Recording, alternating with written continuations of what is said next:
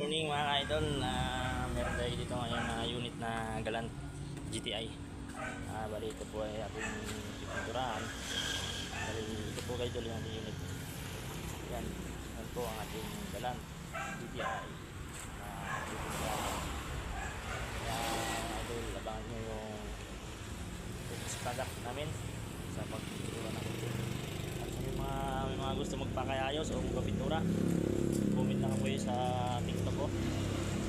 Location po namin dito sa Trece Cavite, Barangay Kabuko. Ang aming location, comment na po kayo guys kung gusto niyo kung magpintura ng mga sasakyan nyo o magpaayos ng mga sira. Tumatanggap din po kami.